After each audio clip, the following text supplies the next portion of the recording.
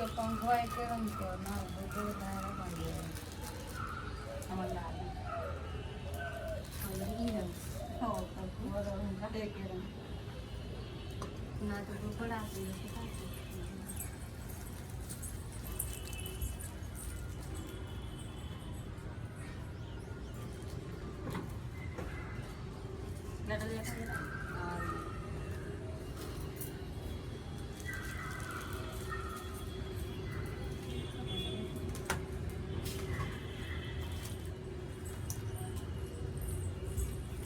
गेहूं पत्ता रखते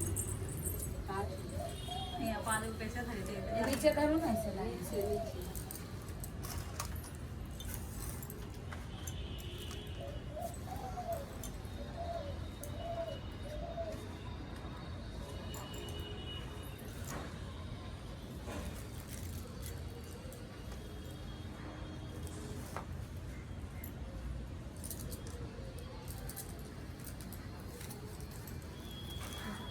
इनको करना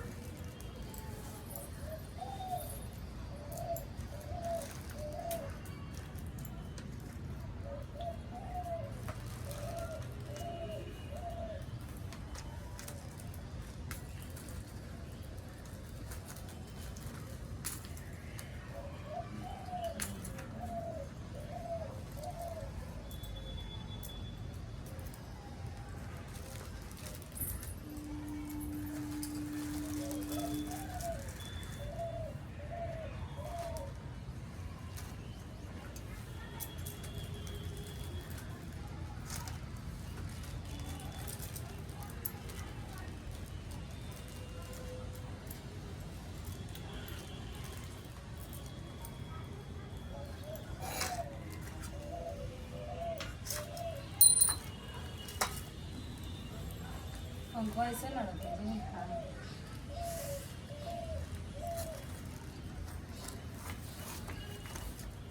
पंखो ना पूरा है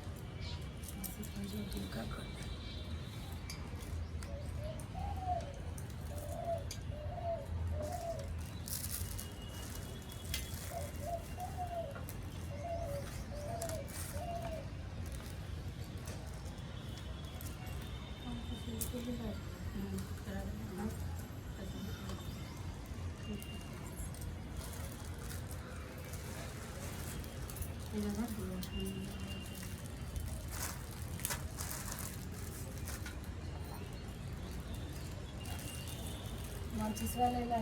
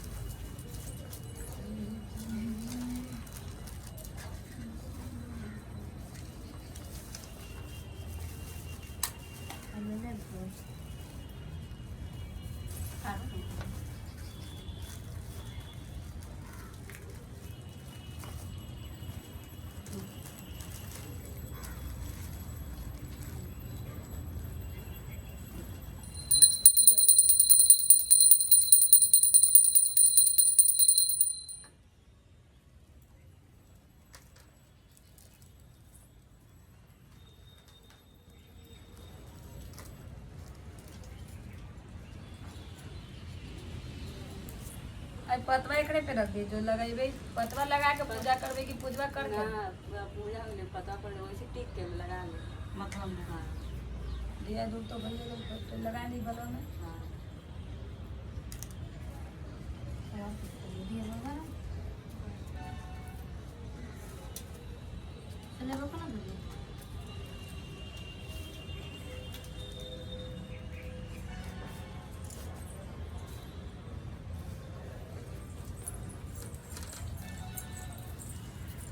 लड़िया के मैया बड़ी सवेरे अइले।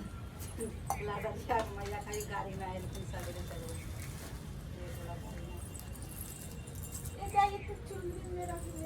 हाँ बोल ली चुनरी वो लाल पन्ना में साड़ी लाल ना रहे ना तो चुनरी वो ले लेना चाहिए। अब चुंदरी खरीद जाम तो चुंदरी तोरा रास्ता कम ना होती पूजा पाठ के घरे से थरम ना सहेली एक ना बोलेला पतेला काबली लडलिया मैया बोले थी नहीं बोले थी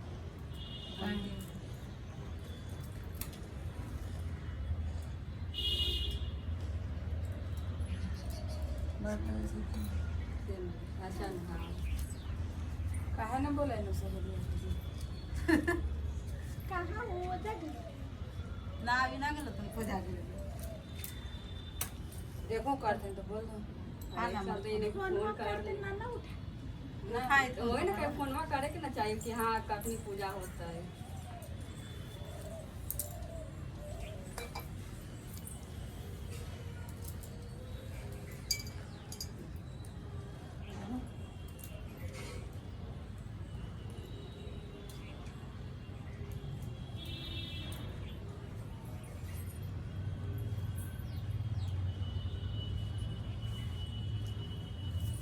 ये पंखों में लपटाना देती जी हाँ, लगता है ना। ना खाली से खाली बरवा में लपटा है कि पंखवा में लपटा है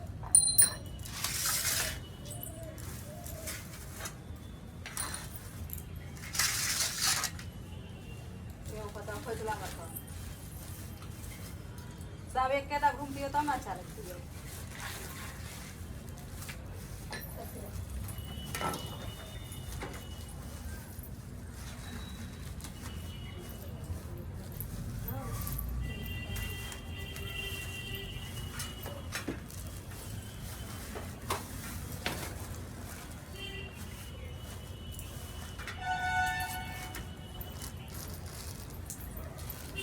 गिन के पहले रख लेते का ना हाँ चलो हाथवा में गिन के 11 रख लेते हैं गड़बड़ा जाते।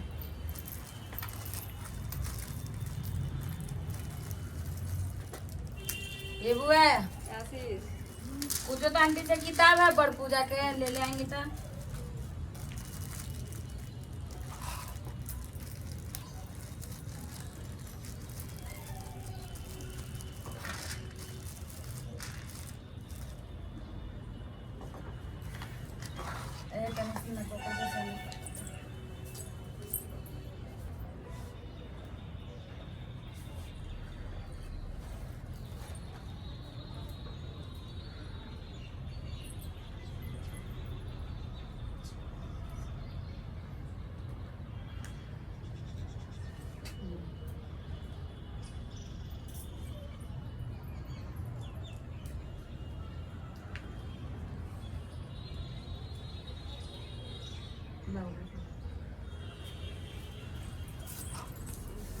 दोनों का गाला सुनो सीला से अंदर सो बोलते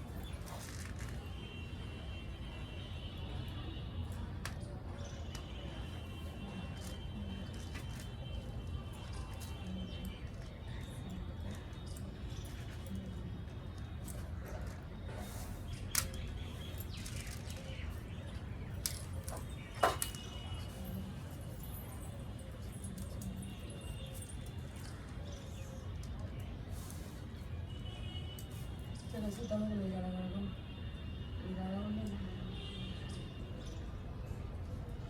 बढ़िया बांध के ले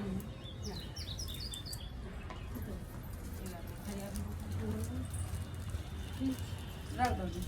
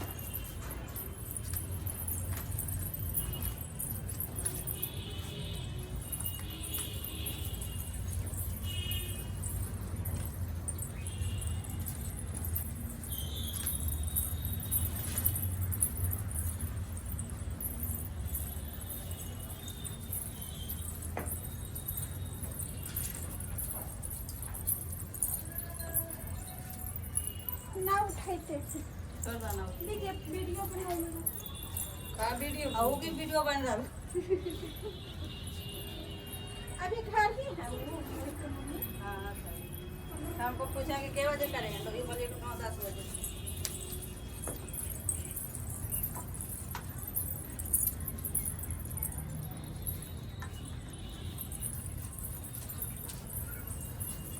बड़ पूजा है सखी बड़ पूजा मिल तो सुंदर सजनावा बड़ पूजा है मिल तो सुंदर सजनावा बड़ पूजा है पूजे पड़तो है सखिया पूजे पड़तो है मिल तो सुंदर सजनवा बड़वा पूजा पड़तो है करिया नीरा जल पूजनमा बड़वा पूजे करतो है करिया नीरा मल पूजे बड़वा पूजे आ रहे बड़ पूजा है बड़ पूजा है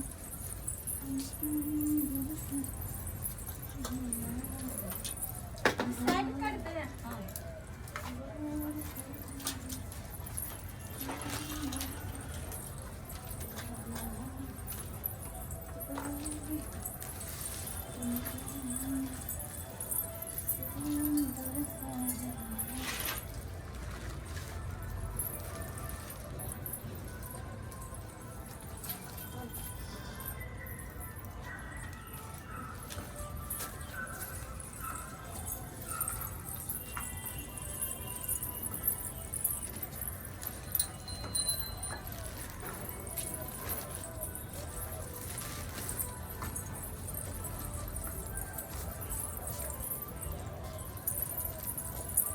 बोला बड़ भगवान की जय अभी धागा का उठे जो रखा रहता है आए हैं हाँ झगड़ा इनमें खाया।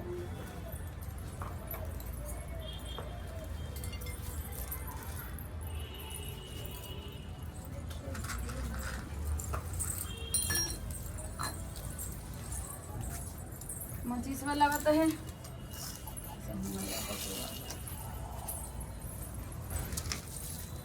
आज तो नहीं होता टांगा लगा ना 2-3 वो होता तब होता है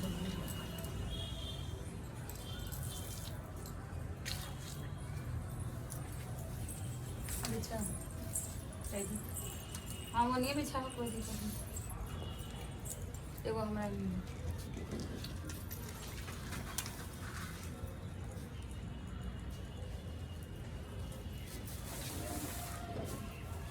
जल्दी जल्दी पूजा ली है ना रे खराब चल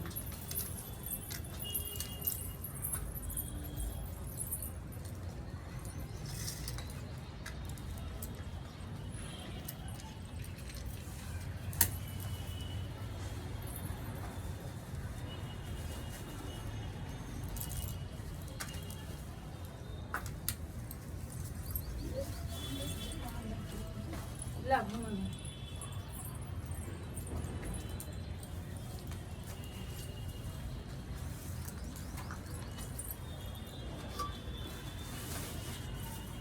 लाए ना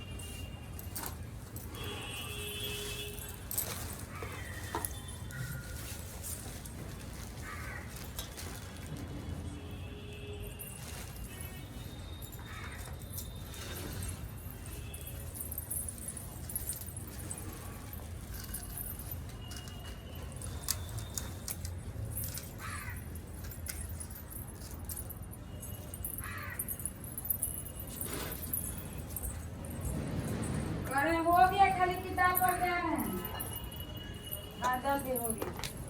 अरे किताबा पढ़ के आ रहे सीता अच्छा फूल लेके सब बैठे उधर बैठे ना मैंने पढ़ दे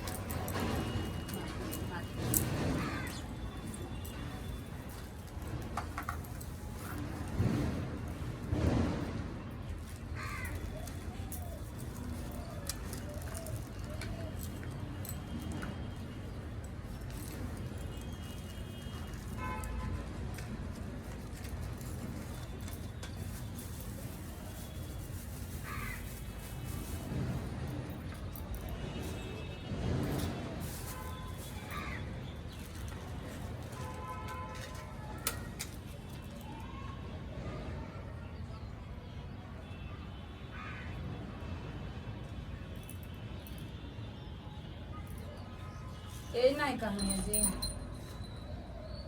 ना ये है हाँ कथा हाँ, बस। ये ऊपर वाला ना पढ़ियो नहीं, संस्कृत है ये नीचे नीचे वाला। हिंदी पढ़ेगा बोलो बड़ भगवान की जय, बड़ सवित्री भगवान की जय, भोलेनाथ सिर्फ की पढ़िए जय। पे बचा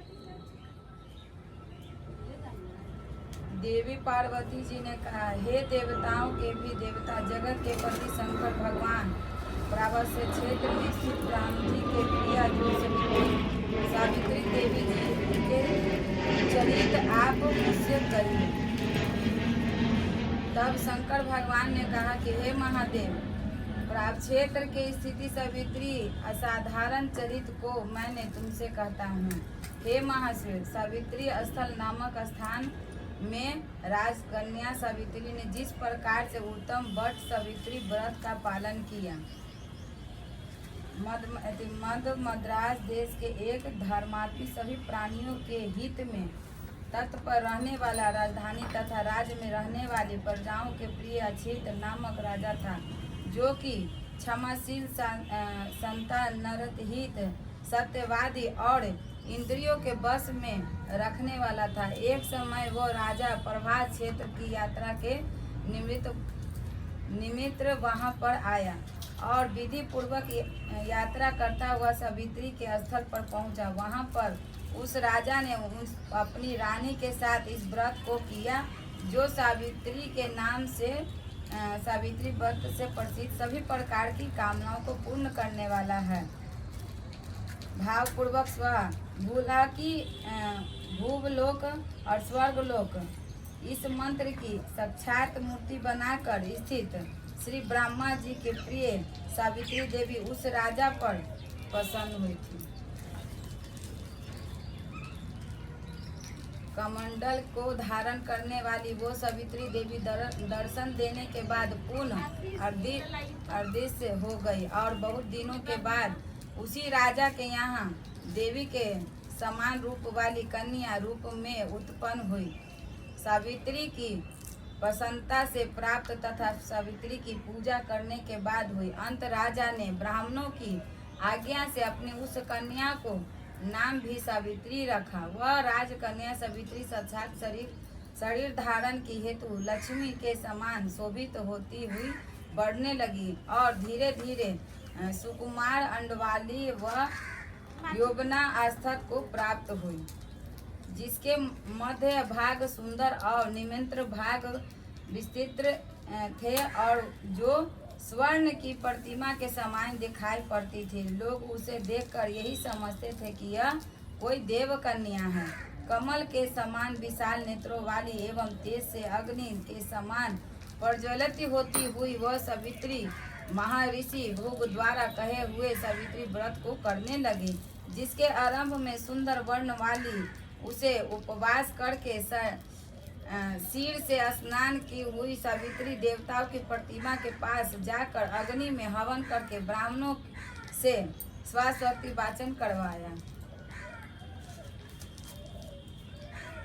और उन ब्राह्मणों से अवशिष्ट पुष्पांजलि ग्रहण करके सखियों से घिरी हुई लक्ष्मी देवी के समान सुंदर रूप सुशोभित हुई।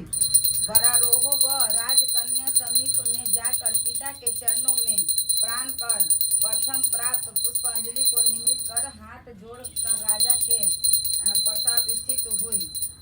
युवावस्था को प्राप्त हुई देख कर राजा ने उस विषय में मंत्रियों से सलाह लेकर राजकन्या से कहने लगा, हे पुत्री, तुम्हें योग वर को देने का समय आ गया है। मुझे कोई तुम्हारे तेज से भर्षित होकर तुमने मांगने के लिए भी नहीं आता, और मैं भी विचार करने पर तुम्हारी आत्मा के अनुरूप वर को नहीं पा रहा हूँ।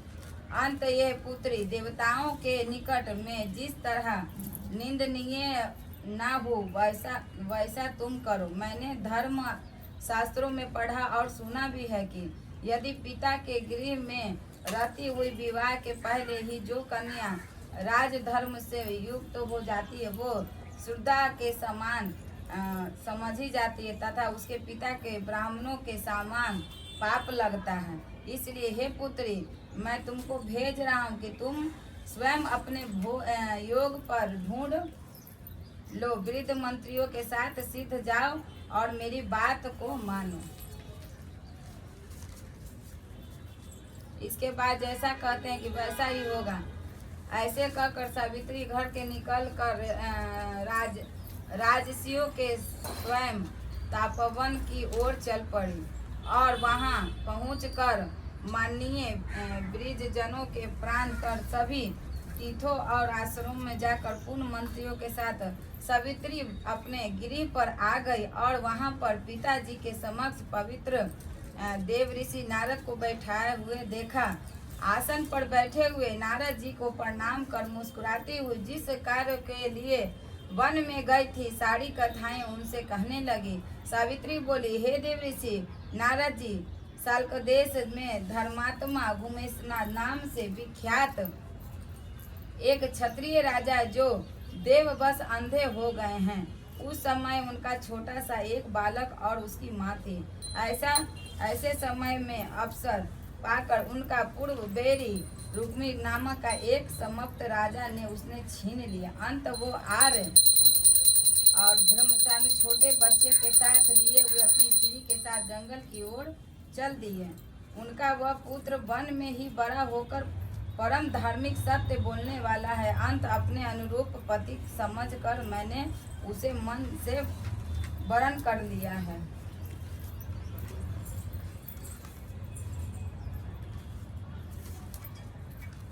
यह सुनकर नारद जी ने कहा, हे राजन, सावित्री ने यह बड़ा कष्टप्रद कार्य को डाला है। बाल बुद्धि होने से इनके केवल गुणगान समझकर सत्यवान को वरण कर लिया और उसके पिता सत्य बोलते हैं, माता सत्य बोलती है और वह स्वयं भी सत्य बोलता है। इससे उनका नाम मुनियों ने सत्यवान रखा है। इनके नित्य अक्षय घोड़े के प्रिय हैं और वह मिट्टी के घोड़े बनाया करता था है और तथा चित्र में भी घोड़ा को लिखता रहता है।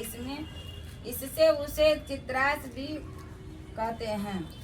सत्यवान दान और गुण में रतिदेव के शिष्य के समान है। ब्राह्मणों की रक्षा करने वाले और सत्यवादी तथा आसु नर शिवी के समान है। यद्यपि के समान उदार चंद्रमा के सामने देखने में प्रिय लगने वाले रूप में दूसरे अश्वनी कुमार के समान और ध्रुव तसेन के समान बलवान है, किंतु उसमें केवल यही एक दोष है कि दूसरा कोई नहीं कि सतवान आज से ठीक 1 वर्ष पर श्री वायुनु ने जाने से देह त्याग कर देगा। इस प्रकार नारद जी के बात सुनकर राजकन्या सावित्री ने राजा से कहा, राजा, लोग किसी से एक बार कई बात कहते हैं।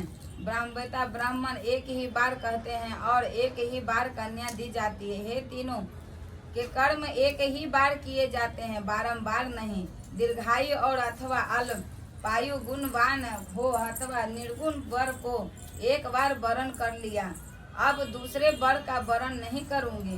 पहले मन से निश्चय करके बाद में उसे वाणी द्वारा प्रकट किया जाता है, पुण्य उसके बाद कर्म द्वारा किया जाता है। इसके प्रत्येक कार्य में मन को प्रणाम माना जाता है, अर्थात मन के वृद्धि कार्य नहीं किया जाता है। नारद जी ने कहा, हे राजन, यदि आपको भी इष्ट और तो अपनी पुत्री सावित्री को कन्यादान विधि पूर्वक के साथ सिद्ध कर डालिए। ऐसा कहकर नारद जी आकाश मार्ग से स्वर्ग लोक चले गए। उसके बाद राजा ने भी शुभ मुहूर्त में समीप पर्वतीय और वेदों के पारगर्मी ब्राह्मणों के द्वारा पुत्री सावित्री का विवाह संबंधी सभी कार्यों में संपन्न किया और तांडवी सावित्री भी मनोभिलषित हुई। सत्यवान पति को पाकर ऐसी प्रसन्न हुई जैसा कोई पुण्यवान पुरुष स्वर्ग को पाकर प्रसन्न होता है। पुण्य शिव जी पार्वती जी से कहते हैं, हे पार्वती, जिस प्रकार उस आश्रम में उस समय रहते हुए उन सावित्री और सत्यवान के कुछ समय व्यतीत हुए,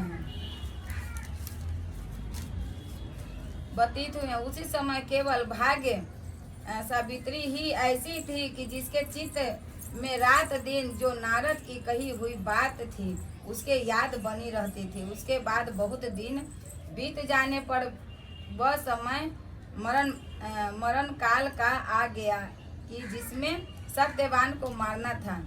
आज सावित्री नारद जी से कही हुई मरण की तिथि को हृदय में गिनती हुई श्रेष्ठ मास के शुक्ल पक्ष के द्वादशी तिथि में साया काल में आज से चौथे दिन मेरे पति को मरना है चाहिए।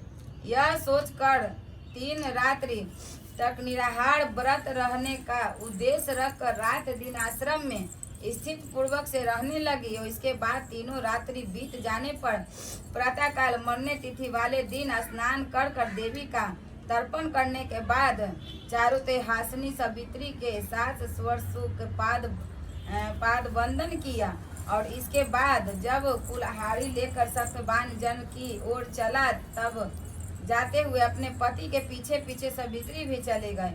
वन में पहुंचकर सत्यवान जल्दी से फल पुष्टि धार्मिक और खुशी तथा सूखी लकड़ियां को इकट्ठा करके ले जाने के योग भार बनाने लगा। लकड़ियों को काटते काटते उसके सिर में पीड़ा होने लगी। उससे उस कार्य को छोड़कर बट वृक्ष के एक शाखा को सहारा लेकर सावित्री से कहने लगा कि हे सुंदरी, सिर की वेदना मुझे दुख दे रही है, अंत मैं तुम्हारी गोद में क्षण भर सोना चाहता हूँ। सावित्री ने दुखित होकर कहा, हे महावहो, आप विश्राम करें, पीछे हम क्षम को दूर करने वाली आश्रम को चलें।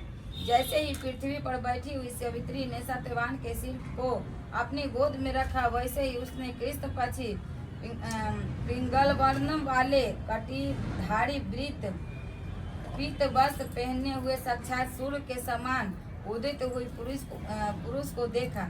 उसे देखकर सावित्री प्रणाम कर मधुर वचनों में उससे कहने लगी, आप देवताओं में अथवा देव में से कौन है जो मुझसे धर्म वाच्य करने के लिए आए हैं? मुझे अपने धर्म से संयुक्त करने के लिए कोई समर्थक नहीं है, क्योंकि यह पुरुष श्रेष्ठ मुझे धधकती आग की लपट के सामने समझी। यमराज ने कहा, मैं सब प्राणियों के लिए भयंकर और कर्म अनुसार उनका उचित दंड देने वाला यम हूँ। सो यह प्रतिव्रता सावित्री समीप के पेड़ हुए तुम्हारे इस पति की आयु समाप्त हो गई है, इस यमदूत को कर नहीं ले जा सकते हैं, इसलिए मैं स्वर्ग से आया हूँ। ऐसा कहकर फांस को लिया और यमराज ने सत्यवान के शरीर में अंगुष्ठान शरीर वाले पुरुष में जीव आत्मा को बलपूर्वक निकाल लिया। इसके बाद प्रीतगण से सेवित यमपुरी के मार्ग की ओर चलना शुरू किया तो 12 रोह सावित्री भी उनके पीछे पीछे चली गई। यम ने प्रतिव्रता होने के नाते चलने में ना थकती हुई ना उसने कहा, हे सावित्री, एक मुहूर्त हुआ है, तुम यहाँ तक मेरे साथ आ गई हो, अब लौट जाओ। विशाल नेत्रों वाली कोई भी जीव बिना आयु समाप्त हुई इस यमपुरी के मार्ग पर नहीं आ सकता है। सावित्री ने कहा, आपके जैसा विशिष्ट पुरुष को साथ पति का अनुगमन करती हुई मुझे कभी भी शर्म या गली नहीं हो सकती है। सजनों के गति सहारा एकमात्र सजन ही है, दूसरा नहीं। इस प्रकार से स्त्रियों की गति उनके पति, वर्ण क्षमों की गति वेद और शिष्यों की गति गुरु हैं।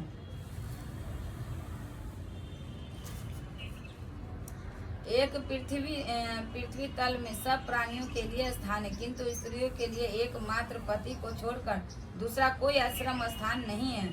इस प्रकार से धर्म तथा अर्थ में भरे हुए सुंदर मधु अन्य वाक्यों से भी सूर्य पुत्र यमराज ने प्रसन्न होकर सावित्री से यह बात कह दी। यमराज ने कहा, हे भाविनी, मैंने तुमसे प्रसन्न हूँ, तुम्हारा कल्याण हो और तुम मुझसे वर मांगो। उस सावित्री ने भी विनय से सिर झुकाकर अपने लिए राज पाने का वर मांग लिया और अपने महात्मा शिशुर के लिए देखने की शक्ति पाने का साथ साथ पूर्ण राज प्राप्ति एवं अपने पिता के लिए 100 पुत्रों की तथा अपने लिए 100 पुत्रों की प्राप्ति के लिए वर मांग लिया तथा पति के लिए पूर्ण जीवन दान वरदान एवं निरंतर धर्म की सिद्धि प्राप्त करने का वरदान मांगा। इस प्रकार वर मांगने पर धर्मराज यमराज ने भी उसे अभीष्ट वर वरदान कर वापस किया। उसके बाद सावित्री पति का जीवन दान प्राप्त कर प्रसन्नचित हुई और अपने पति के साथ शांति से अपने आश्रम को चली आई। उसी सावित्री श्रेष्ठ की पूर्णिमा के दिन इस सावित्री व्रत को किया था। उसके प्रभाव से राजा शिशुर को पूर्ण नेत्र की प्राप्ति हुई। उसके बाद उन्हें निष्ठा कुंड अपने 10 तथा राज्य की प्राप्ति हुई और सावित्री के पिता को 100 पुत्र तथा सावित्री को भी 100 पुत्र की प्राप्ति हुई। इस प्रकार से सावित्री व्रत को संपूर्ण महात्म्य को मैंने तुमसे कह दिया है।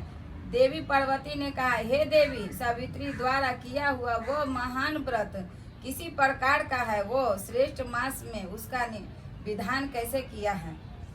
हे विभो, उस व्रत को देवता कौन है, कौन कौन मंत्र है, क्या फल है, सो हे महेश, इस सतान धर्म को विस्तार पूर्वक मुझसे कहिए। ईश्वर शंकर जी ने कहा, हे देवा देवी देशी सावित्री व्रत को आदर पूर्वक सुनो और महाश्वेरी उस सती सावित्री ने जिस प्रकार से उस व्रत को किया उसे मैं कह रहा हूँ। हे भावनी, श्रेष्ठ सुकुल की त्रयोदशी की तिथि के दिन प्राप्त दंत धावन कर चुकने के बाद 3 रात्रि तक उपवास करने के नियम कर। यदि व्रती असक उपवास करने के बाद असमर्थक हो तो जितेंद्रिय होकर त्रयोदशी की रात्रि में उपवास कर चतुर्दशी के दिन बिना मांगे प्राप्त हुए अन्न ग्रहण करे तथा पूर्णिमा के दिन उपवास करे। हे संगीन, प्रतिदिन तालाब, महानदी के झरना अथवा पांडुकूप को स्नान करने का स्वर्ण स्नान का फल प्राप्ति करें। हे यदाश्विनी, विशेषकर पूर्णिमा के सरसों और मृतिका में से जल से स्नान करना चाहिए। प्रथम रूप अटने लायक पात्र में बालू भरकर अथवा एवं सारिधान तिल आदि भरे भी फिर 2 वस्त्र के टुकड़े विशिष्ट बांस की डलिया में सब अवयव से सुशोभित संपूर्ण से या मिट्टी अथवा कांच की बनी हुई सावित्री की प्रतिमा को रखकर उससे सावित्री के लिए 2 रक्त वस्त्र देवों के और ब्रह्मा की प्रतिमा के लिए श्वेत वस्त्र देवें। इस प्रकार से ब्रह्मा के साथ सावित्री का यथाशक्ति गंध, पुष्प, धूप, दीप, नैवेद्य आदि पूजन करें। पूर्ण तैयार हुई कोहरी, ककड़ी, नारियल, खजूर, केथा, अनार, जामुन, जमीर, नींबू, नारंगी, अखरोट, कटहल, जीरा, काली मिर्च के टुकड़े, गुड़, सेंधा नमक एवं अंकुरित करें।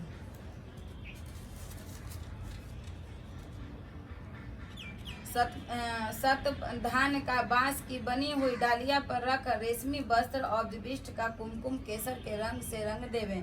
इस प्रकार से ब्रह्मा जी प्रिया सावित्री के स्थापन होती है। ब्रह्मा के साथ उस सावित्री प्रतिमा को मंत्र के साथ पूजन करें।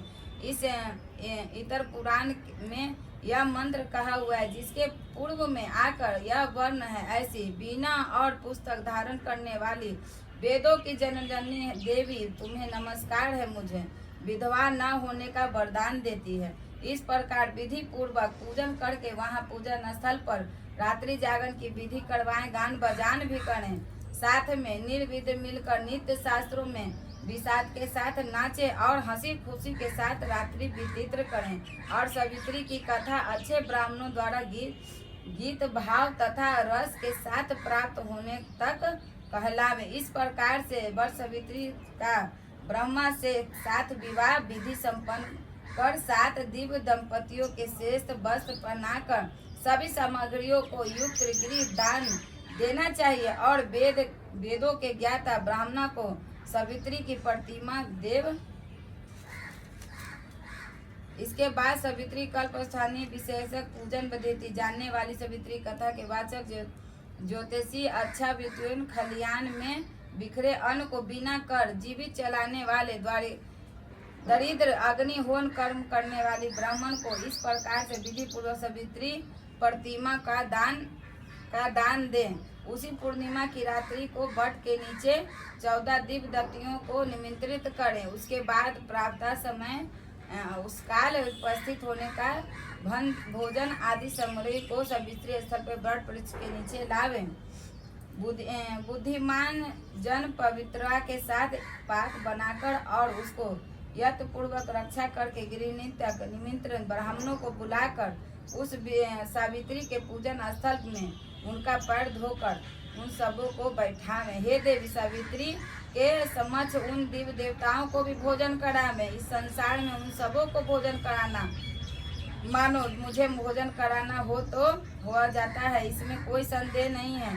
जो दूसरी बार सावित्री के समक्ष दिव्य दंपतियों को भोजन कराता है वो मानो केशव भगवान भोजन करते हैं, जिससे प्रसन्न होकर वर देने वाले भगवान विष्णु उसे भविष्ठ वर दे देते हैं। तीसरी बार भोजन कराने पर सावित्री के सहित ब्राह्मण जी को भोजन कराना हो जाता है। वह सावित्री के समक्ष एक बार भोजन कराना कोटि बार कराने के समान हो जाता है। हे महादेव, सावित्री के पूजन स्थल पर वट के नीचे प्रकार 67 भोजन बनाकर देवी सावित्री के समक्ष द्विज दंपतियों को खिलावे। उनके कुल में कोई स्त्री न विधवा हो, न बांधवा हो, अभागिन, न कन्या मात्र को पैदा करने वाली तथा न अपने पति को अप्रिय लगने वाली होती है और असाहित आदि नारियों के प्रसिद्ध दोष कभी भी उसके कुल की स्त्रियों में नहीं होता। इसलिए देवी विशेष यत्न काल साथ सावित्री देवी के आगे कंडूला तीता रस से रहित ही भोजन देना चाहिए। उस समय स्त्रियों को अमल, खट्टा और क्षार और पदार्थ युक्त भोजन कभी नहीं करना चाहिए, बल्कि 5 प्रकार के मधुर हृदय को प्रिय लगने वाला तथा सुंदर रीति से पकाए हुए अन्न का ही भोजन करना चाहिए। धृत से पूर्ण और अधिक दूध में पड़े हुए पुए बनावे और दूसरे पुए ऐसे बनावे जो व्रती सेवई के रूप शोक हरने के अशोक वृत्ति का नाम प्रसिद्ध हो। जो तीसरे पुर में खजूर से बने हुए होने चाहिए। चौथे गुड़ और घृत से युक्त संयोग रूप में होने चाहिए। जो स्त्री सबों को दान करती है, स्वयं खाती है, वो पुरुषों के लिए आत्मदारिकिन एवं स्त्रियों के लिए अत्यंत प्यारी धन धान्य तथा बहुत बड़े कुटुंब वाली होती है। पुओं के दान से उसके कुल में जवर स्थापन और किसी प्रिय के वियोग का दुख नहीं होता है। अकोषित व्रती के दान से पीढ़ी तक उसका कुल बहुओं और लड़कों अग्निगीत दास दासियों भरा रहता है और स्त्रियों कुड़ियों का देती हैं। उनके कुल में बहुओं के साथ साथ लड़कियां भी पुत्रियां भी होती हैं। शिखारी शिखर का दान करने वाली युवतियों को उस सभी फल का प्राप्त होते जिसमें कोई संदेह नहीं है। मर्दों का लड्डुआ के दान करने से संपूर्ण कुल स्वकार की सिद्धियां भरा पूरा रहता है। ऐसा पीताम्बर ब्रह्मा जी का वचन है। हे देवी, 8 वर्ष की गौरी कन्याओं का भोजन कराने से ये विशिष्ट फल होता है कि वो जन्म जन्म सौभाग्यशाली पुत्रियां, प्रतिव्रता, धन की वृद्धि, वही सहस्त्रार्थ का भोजन कराने वाली होती हैं। मुख पान पीने योग्य पदार्थ को हृदय को प्रिय लगने वाला और मधुर हो, जैसा दक्षा पान, अंगूर का शरबत, गुड़ का युक्त इमली का पान, खाड़ से बने हुए मीठे शरबत को इसके आंतरिक अंश से जो भी योग वर्ण सुशोभित पान है, उन्हें उन द्विज दंपतियों को दान करें। विधि पूर्वक पूजन करने के बाद द्विज दंपतियों को वस्त्र आदि, धोती साड़ी का भी दान करें। बनाकर कुमकुम आदि सुगंधित वस्त्रों का लेप शरीर में लगाकर फूल माला से गंध धूप का से पूजन करके अंत में नारियल देना चाहिए और उन द्विज दंपतियों के आंखों में अंजन और मस्तक में सिंदूर लगाकर मनमोहक सुरभोहित को कोमल सुपड़ियों के पात्र में रखकर उनके हाथ में देने के बाद प्रणाम करना, उनका विसर्जन कर देना चाहिए। अंत में इस कृत्य से निर्वित होकर बंधु एवं बालकों के साथ स्वयं भोजन करे। यदि पूजन स्थल में भोजन ना कर सके तो घर जाकर भोजन करना चाहिए, इससे देवी प्रसन्न होती है। एवं पितरों ने चरण लगे दूसरा चीज भोग बड़ भगवान की जय।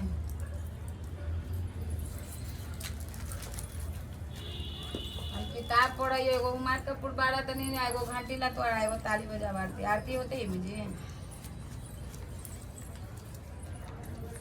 मधुआ कपड़ो काम हो मंदनिया में वही में बाड़ा तो हाँ तो खाली दे दे कपूर गरम कर दे छोड़, बस हो गया, खाली कपूर गरम करके आ रहे हैं।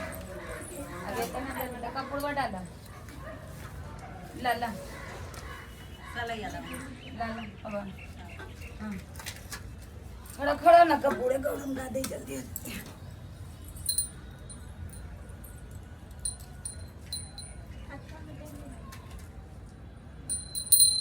कर्पूर गौरम करुणावतारम संसार सारम भुजगेन्द्रहारम सदा वसंतम हृदय रविंद्र भवम भवानी सहितं नमामि।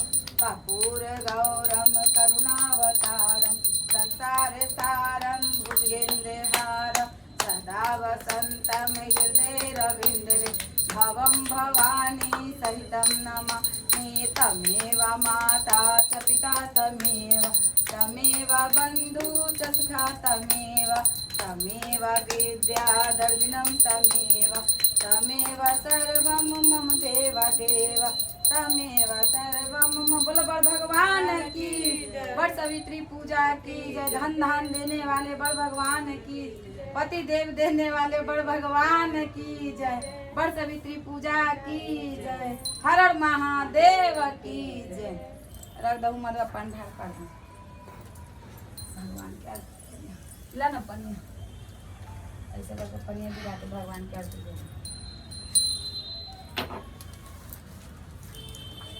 नारियलवा ना तो लड़कवा सब छोड़वा दिया तो सब हो जाता।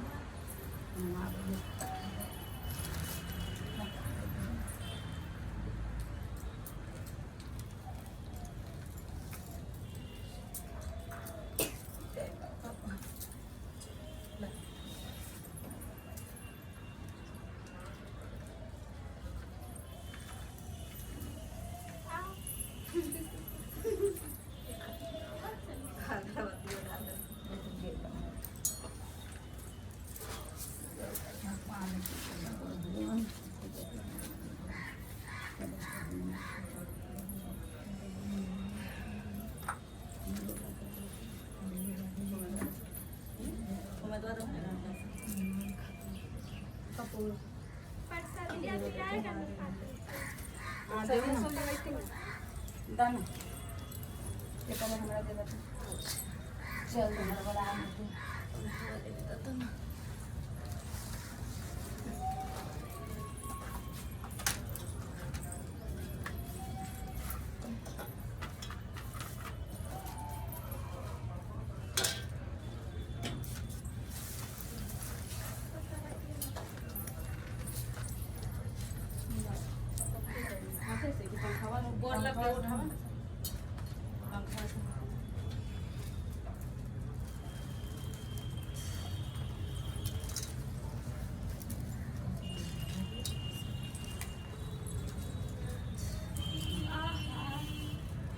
आशीर्वाद दे दिए मैं आशीर्वाद देंगे छोटा आदमी।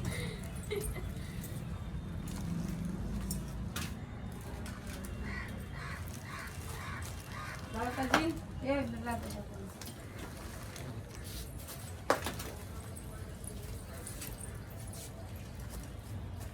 लगा दूंगा पंखा लगा दूंगा आवे लड़ा देख मैं आऊँ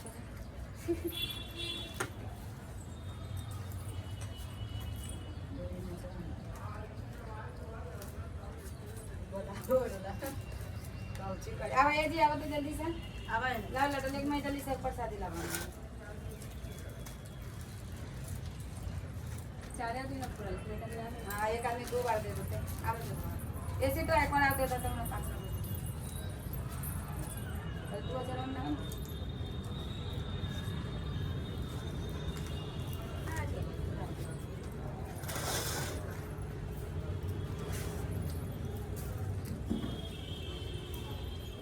एक हलाव दे देते हम 5 2 वाला दे दे ना हाँ 3 4 5 हलाव हो तो दे दे हम दे एक हलाव हमको के दे दे रुकते हैं ए लेना जी तो हिला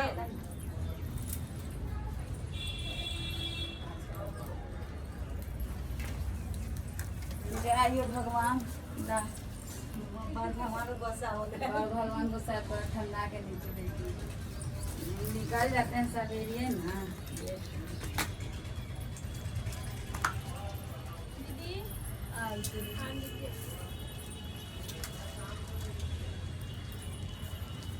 ला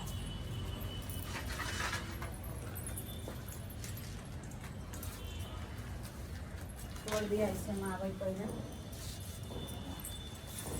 ये बुआ मोबाइल बंद कर जाता है कर दो तो निकाल देने का वीडियो बंद कर रुकिए ना भाग रहा है और क्यों है ला ला अभी ना बंद करिए।